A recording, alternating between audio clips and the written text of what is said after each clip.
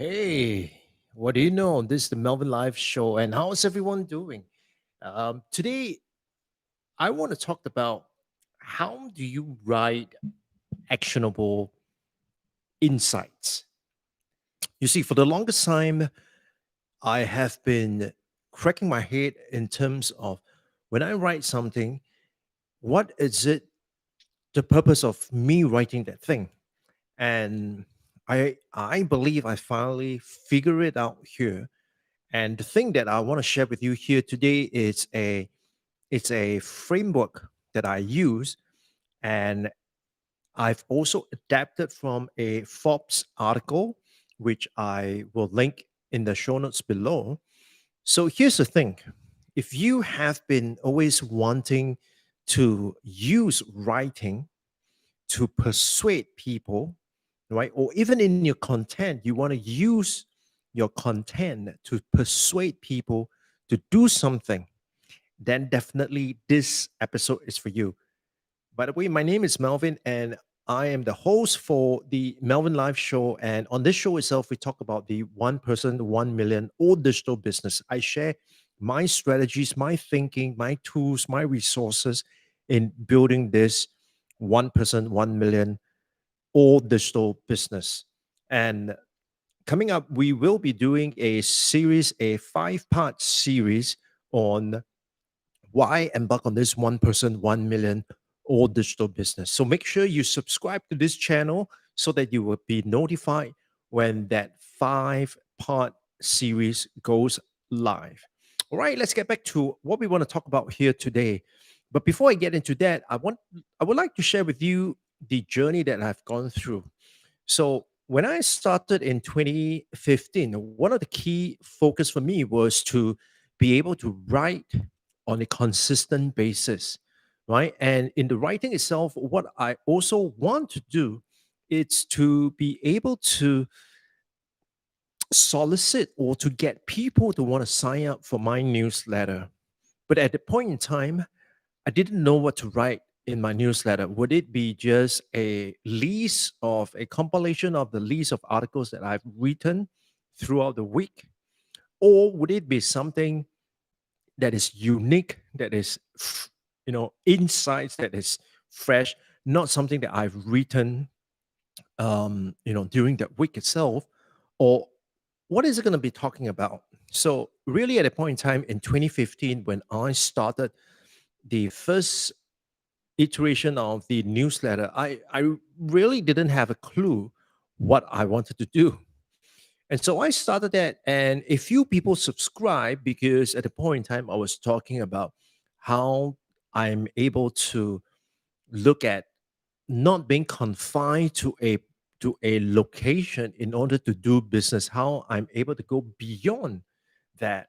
And the whole idea behind that was essentially, you know, to um, to look at being able to work from anywhere. So that was the premise of things.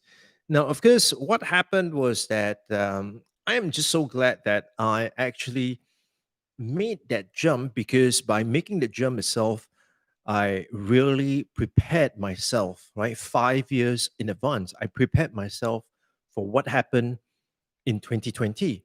In 2020, of course, you and I know that because of COVID, this whole situation has resulted in many people having to work from home, learn from home, and do their business from home. And so, one of the things that they definitely turn to is how to leverage technology, right? And if anything, I would say this is the first level of adoption of technology to replace face-to-face interaction, right? So in 2015, that was what I was getting at, but I just had this problem trying to get started, and I really didn't know what to do, and so all those was just overwhelming, and so I failed even before I started. Then, when it comes to the second iteration of the newsletter, the entire focus of the second iteration was mainly on a lifestyle. And the lifestyle was about, living a minimalist lifestyle.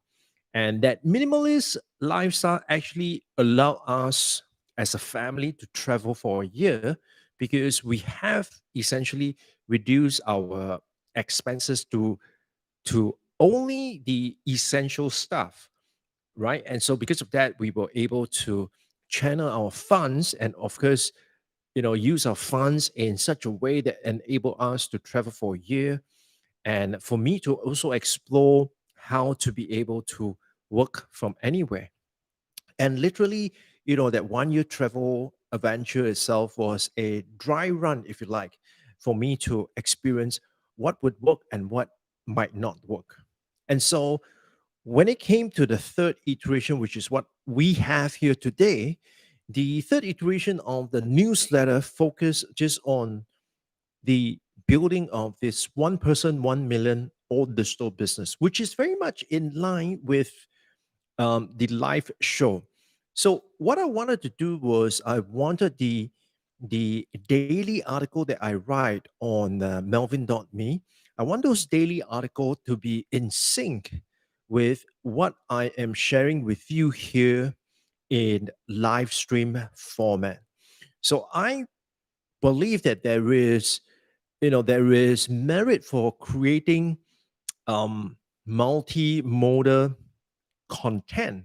So creating content in the video format and creating content in the written format, these two are different because they reach a different audience and also they have the tendency to be able to reach a particular group of audience who choose to read or a particular group of audience who choose to watch videos.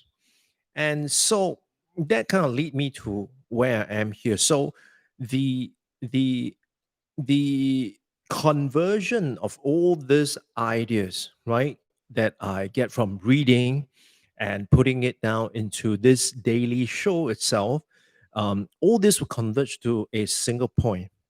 So if I can kind of walk you through the process itself, what I do is every day I would read something. Yeah, every day I'll read something. And when I come across something that will be able to help me as a one person digital business owner to reach my benchmark of 1 million annual revenue, when I see something that is able to help me get there, that is when I will take note of it. So I will take note of it. And what I'll do is I will then implement that before I come and share it with you. So that it's the whole process itself. Very simple. So I read, I look at what's going on, and then I picked out what is relevant for a one person or digital business to meet that $1 million annual revenue target. And once I see that, I will then convert that into an actionable item for myself and I would implement it. And once I've implemented it, I gain some insights from the implementation. That is where I will share it with you. And so, as you can tell, the process is still currently being fine tuned, being refined. It's by no means complete. And I don't think there will be a destination, there will be an endpoint because it will always be evolving with the whole process itself. So what I do is once I go through the process, the next part is really how do I write it in such a way that will inspire you or to move you to want to take action.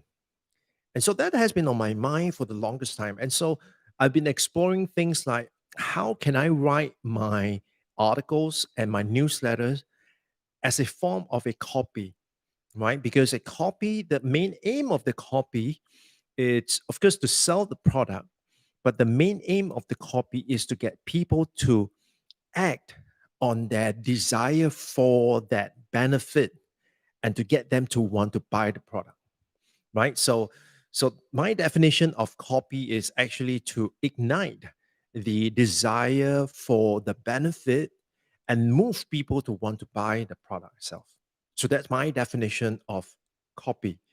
Now, I wanted to convert all my writing in the form of a copy. In other words, each and every single piece of article or content that I put out must move people, must ignite the desire in people, and to be able to motivate them or to inspire them to want to take action on that desire. So the desire for my context here is fairly simple. The desire is to have the benefit of a $1 million revenue digital business. And why a one person, 1 million or digital? Because as a one person, you report to no one and you are accountable to no one except yourself. And so there is no bosses to report to, and you can choose if you want to work 3 months like a dog for 3 months, and then for the next 6 months to chill out, right? I mean, if that's what you want to do, that's fine. It is entirely your prerogative. But the point here is it's not about that $1 million, but it's about the freedom that comes with it. So the benefit of this all it's about the freedom. We all want the freedom. I mean, previous recently I was offered a very lucrative employment term, right? And I just simply could not accept it for the mere fact that I cannot commit to that being, physically in a particular place for 3 to 4 hours a day, every day. That doesn't cut me any slack. It gives me no flexibility at all. I mean, if I were to do that, I might as well go into a a a full-time employment, right? So the reason why I'm willing to sacrifice the monetary side was because of the freedom I can get and the freedom to be able to choose what I want to do whenever I want to do with whoever I want to do and for as long as I want to do it. So so that is the whole premise of it. Now, of course, what I want to do is to be able to ignite that desire in you and to get you to want to take the action to be able to reach that outcome itself.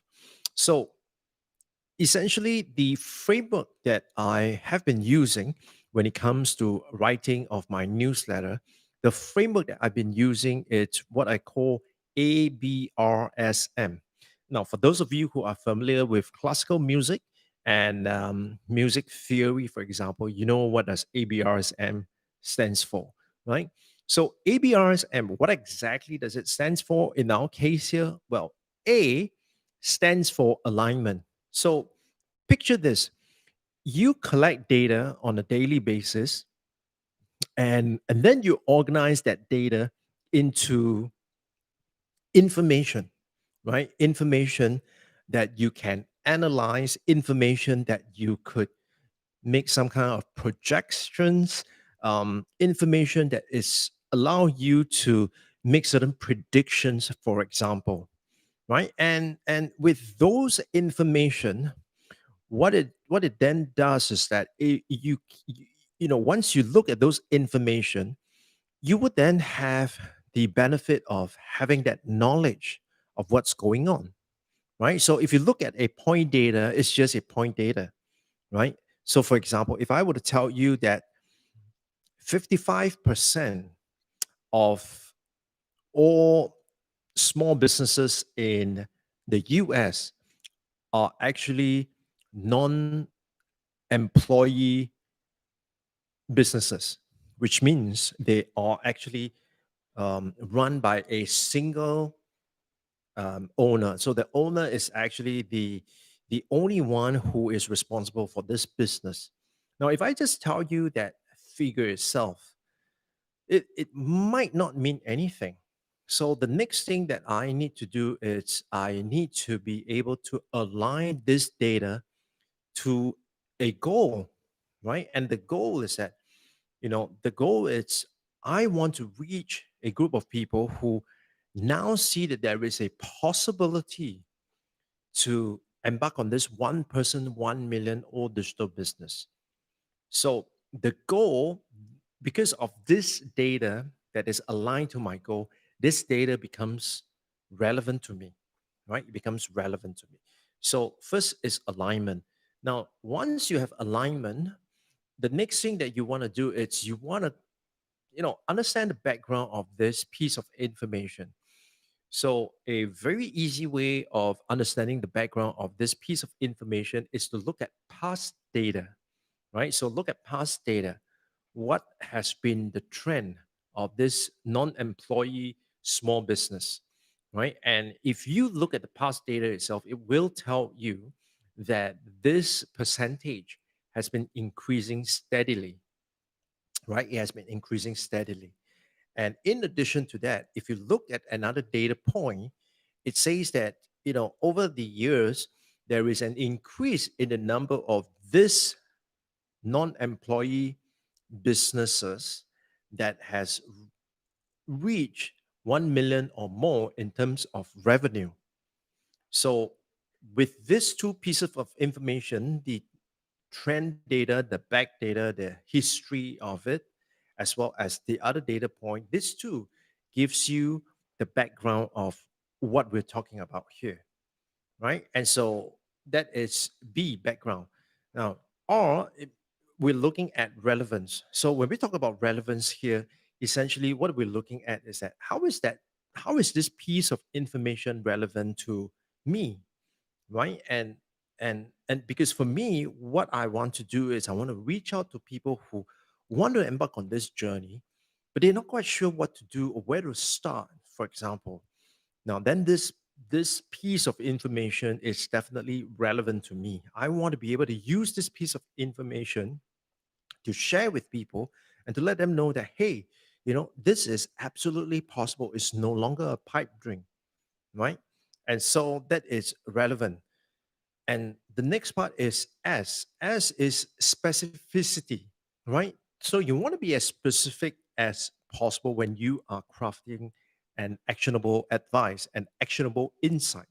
Because, if the insight that you provide is going to be vague, then what is it going to do is it's going to get people confused and it's going to be opened up for interpretation. What you want to do is not to do that, and you want to be as specific as possible. So here is there's no time for vague language, generalization. Here is where you want to tell people exactly what to do, but may not be how to do it. Right here, definitely you want to tell people what is it that they need to do. Right. So, for example, I tell the audience, I tell you that one of the things that you need to start off first is to find out and be very clear what is your proficiency and what problem does your proficiency solve, right? That is as specific as you can get. What are you good at and what problem does that solve? Find that out. That will be your starting point, right? So specificity is S. And then finally, it's measurement, right? What doesn't get measured doesn't get done. It's as simple as that, right? It needs to be measured. And you also need to look at not just measuring it, but, you know, looking at the right measures. So you probably have heard of this term called vanity matrix, right? So understanding vanity matrix and why those matrix are not important and what are the ones that are important, right? And so in the article itself, in today's article on my site, I share with you more in terms of when it comes to looking at metrics itself, what are the core two types of core metrics that you must be tracking. So A, alignment, B, background, R, relevance, S, specificity, and M, measurable.